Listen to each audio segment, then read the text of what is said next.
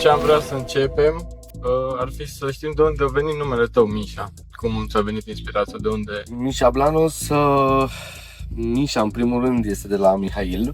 Ok. În rusă, Mihail poți să-l traduci ca și Misha.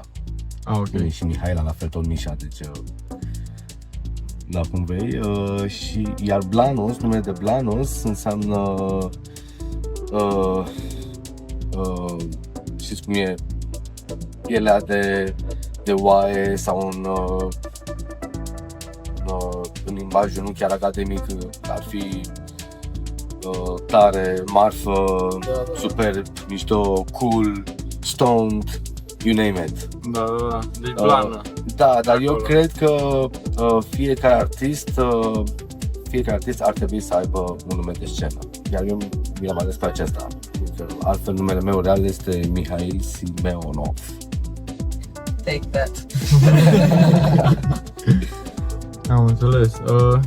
Cum vi s-a părut cumva evenimentul de astăzi? Mie mi se pare că e cumva un format mai nou pentru România, cel puțin, și vreau să văd cum vi se pare formatul, dacă v-a plăcut și dacă credeți cumva că direcția se duce înspre dezvoltarea pe genul ăsta de evenimente. E un format nou și pentru noi. Și da, nu am mai văzut, n-am mai fost la evenimente de tipul ăsta.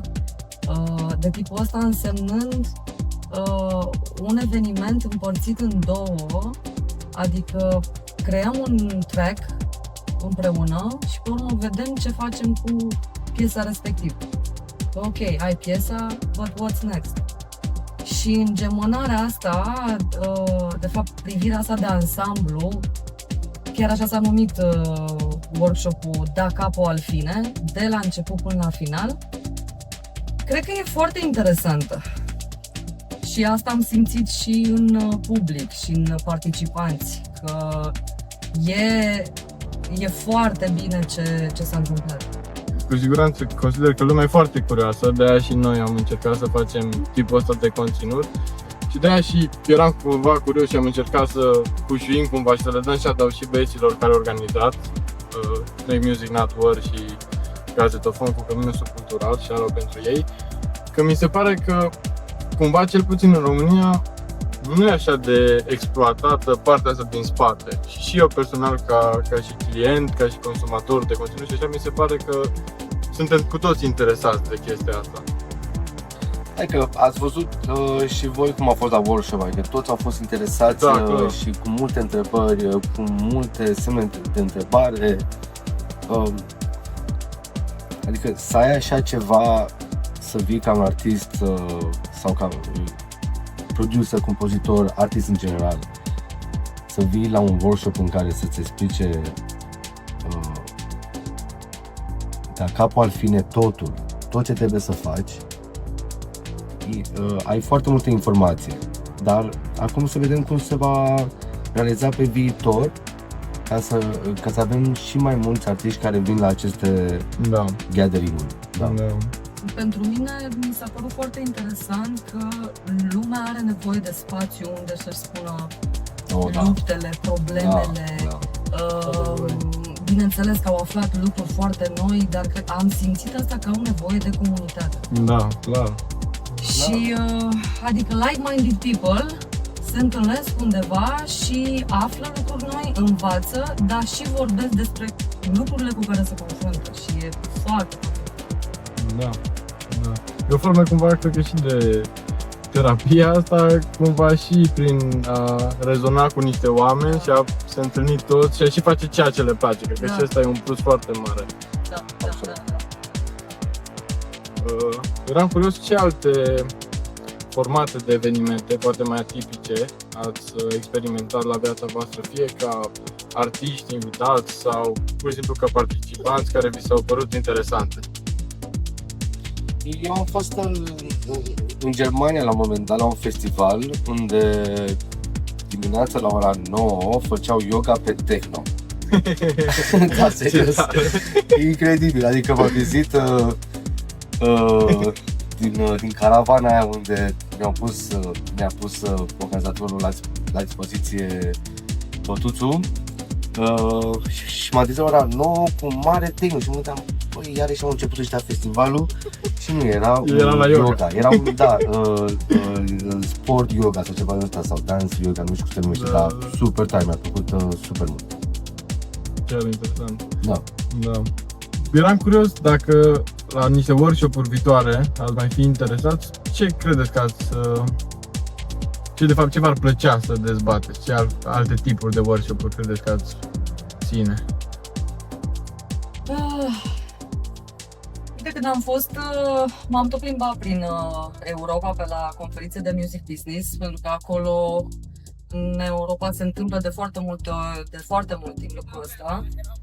Sunt conferințe unde vin oameni din industrie și sunt paneluri, sunt lectures, sunt workshop-uri și acum câțiva ani am fost la Reeperbahn în Germania și a fost un panel despre, se numea Not Quite Classical și dezbătea ce se întâmplă cu artiștii care vor să fie crossover, care vin din muzica clasică, dar nu mai sunt clasici, care compun, care au trecut cumva de partea cealaltă, poate spre electronică, poate spre jazz, dar nu poți să etichetezi. Și una dintre problemele, nu știu, muzicii actuale și a societății noastre este că trebuie neapărat să etichetăm lucrurile. În momentul când un artist e greu de etichetat, Are se confuzie, pierde. se Da. pare și în comunicare cumva. Exact, da, pentru că tu trebuie să comunici clar genul muzical. Da. Și dacă tu ești crossover și nu poți să te etichetezi, te pierzi și nu... Și lumea pur și simplu nu ajunge la tine pentru că nu ești etichetat din cauza asta. Și mi se părea interesant să vorbim și în România despre lucrul ăsta, despre artiști care fac crossover, care îmbină genuri. Cred că ți-ai exemplu perfect. Cu Mișa de față. Păi, Da. de aici mi s-a părut Da. și interesant, pentru că mi-e clar că Mișa nu e singur și Da, sunt da, mulți artiști sau poate chiar ar vrea să facă Exact. lucrul ăsta. Da. Dacă ar vrea și nu au pârghile necesare, nu Da. are drumul care trebuie, nu știe despre ce este vorba, cum să facă lucrul ăsta, cum să ajungă să facă, adică, na, de asta facem și noi aceste workshop-uri, Da. ca să putem să punem pe artiști într-o poziție în care ei vor avea ocazia să dea muzica lor mai departe, despre asta este vorba. Da. Dar cum o dai mai departe? Cum faci lucrul ăsta? Deci, Cumva, ce cred că am văzut toți și în workshop-ul de astăzi și e o chestie destul de uzuală, să zic așa, toată lumea vede că acum să poți să faci muzică, nu mai înseamnă doar să fii muzician. Trebuie să ai ori o echipă care de obicei oamenii nu și-o permit, cel puțin la început, să aibă care să facă PR, management și așa mai departe și cumva eu cred că e destul de important acum să fii deschis să te lărgești la multe alte spectre de învățare, să zic așa, până te focusezi fully pe muzică, știi? dar câte chestii sunt de făcut. Da, Este... da. Adevărul că și eu când prezentam, în timp ce prezentam, realizam și spuneam, Doamne Dumnezeule, dar cât nu mai vorbesc, Erau. adică oare chiar pot să mai Da. primească atâta informație și mi-era teamă să nu se dezamăgească, știi, Doamne, cât am de făcut, nu mai Nu mă mai las fac. de mizerie. Nu. Și la final, cum am stupit în artist. Știi? Cam asta a fost tagline-ul. Da, adică... Da, eu, uite, în cazul meu, cum am văzut-o, mi se pare că și dacă înveți chestiile astea adiționale, să zicem așa, tot te dezvoltă și ca artist. Că înveți anumite chestii care poți să le transformi într-o inspirație. Mi se pare un pic. Și mie mi se pare asta și îți formează persoana de artist, Da, da. cunoscând lucrurile de industrie muzicală pură. Da. Eram curios, cum e cumva dinamica asta, acum între voi, să lucrați la label ca între frați, relația asta și de ce ați ajuns să creați label-ul vostru? De ce ați considerat că ar fi mai... Bă, relația este genială, adică îmi place ce-ți place. Te întreb și eu, că poate aflăm altceva la Cluj aici. Confessing session. Da, pe cameră. Da, exact. O relație genială, mai ales ca de frați, multă muncă, ne și certăm, clar, de multe ori ne certăm, dar la finalul zilei suntem acolo, pe baricade. Da, da, e... Vorbim de multe chestii în fiecare zi, adică dacă ne trezim, nu știu, dimineața de la 8-9 începem să ne dăm telefoane și până seara la 7-8 seara, când poate, câteodată chiar ne întâlnim să bem un vin sau vorbim să mai stăm și relaxați, vorbim în continuu la telefon, adică suntem mereu productivi, da, fiindcă altfel nu se poate, știi, adică, da. Și sâmbătă și duminica, nu contează, bine, să nu exagerăm, dar Da, nu. câteodată Când se sunt întâmplă evenimente și clar, weekend, da. se întâmplă și atunci și da, cred că un lucru de care avem grijă, pe care amândoi, este să nu ne întâlnim și să vorbim doar de muncă și să hrănim și relația noastră de frați. Da, chiar asta voiam să întreb după, Da. dacă nu există, adică nu, cu siguranță există, dar nu, un pic să vedem despre momentele în care câteodată poate se bate un pic, adică nu, trebuie să delimitezi relația profesională de relația voastră. Sunt Cum să delimitezi? E greu, fiindcă... O să armonizezi mai bine, mai Asta bine e, spus, da, nu da, delimitat. da, Mă asta. corectez. Da, Da, da. da. Și o facem bine. Da, și eu zic că Ok. we are doing great. Felicitări și nouă din perspectiva noastră de outsider, să zic așa, mi se pare că cu siguranță se întâmplă așa. Deci felicitări pentru tot ce ați realizat. Cheers. Mersi. Eram curios un pic, Mișa, cum vezi tu relația dintre muzica electronică și cea clasică și ce ai mai experimentat tu ca muzician pe parcursul timpului? Este o relație care am crescut-o și am dobândit-o din Berlin. În Berlin am avut foarte multe concerte contemporane cu noise artists, contemporary artists, toți nebunii care erau pe acolo, adică cântam cam în fiecare săptămână undeva, improv, jam session-uri făceam cu ei, majoritatea cântau la instrumente electronice, eu cântam la pian, dar și la electronică și m-a făcut foarte mult să-mi doresc să învăț muzica electronică, mai ales în Berlin, iar faptul că am combinat-o cu muzica acustică, care is my love, asta m-a făcut cumva să merg mai departe decât aș fi crezut. Asta a început, deci muzica acustică, clasică, nu? Sau, să zic așa, într-un spectru, într-un timeline. Cu ce ai început prima dată la origini? Scuze, încă o dată. La origini, de mult, când te-ai apucat de muzică, cu ce ai început? Pe ce te-ai focusat mai mult la început? Pe muzica clasică sau pe muzica electronică?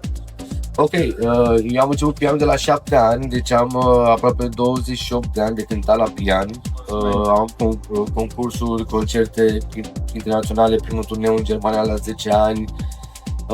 La 16 ani am avut o trupă punk, ceva de genul ăsta, aveam o clapă Yamaha, așa, care se aprindeau beculețele roșii, când gâteai la ea, era o nebunie, îți dai seama?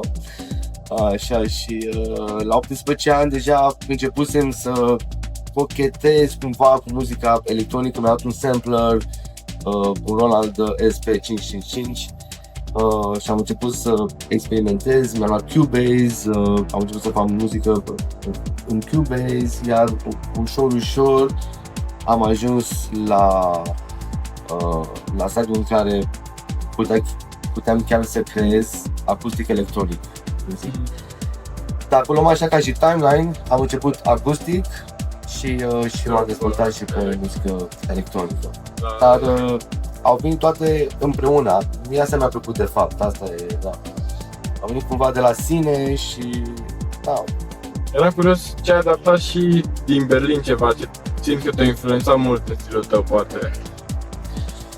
Exact cum am vorbit și la workshop, înainte să te apuci să compui o piesă, contează foarte mult orașul în care trăiești, contează foarte mult oamenii de lângă tine, informațiile pe care le ai lângă tine, ce ai făcut în dimineața respectivă, ce ai făcut 2 zile în urmă. Contează extrem de mult state of mind, cum ești tu ca și persoană, fiindcă asta te definește ca și artist. Iar, da, Berlinul pentru mine a fost chiar un oraș care mi-a făcut semnătura mea de compozitor. Și cumva în viața ta personală, care e un habit, să zic așa, care te menține balansat și te ajută să ai un state of mind când mai elevat? Sailing. Pentru prima dată am fost cu barca sailing pe mare, Marea Neagră, iar pur și simplu toată ziua, cele 5-6 ore cât am stat pe barcă, am uitat de orice, complet orice. Eram nou, am dat erase la orice gând. Iar da, ăsta ar fi hobby-ul meu de sailing acum, da. Foarte, foarte tare. Ca să încheiem cam aici noi la destinație, vreau să te întreb pe ce ți-ai petrecut cel mai mult timpul din 2024 și cumva ce urmărești în 2025? 2025 va fi un nou album, Basilica se numește, înregistrat în Dolby Atmos la Noesis Music Studio în București, la casa noastră de discuri Long Cut Records. Iar de-abia așteptăm să iasă mixul, acum sunt mixări, în masterizări. Iar Basilica va fi un concept foarte nou, fiindcă am adăugat și un tobar la acest proiect. So see you in 2025.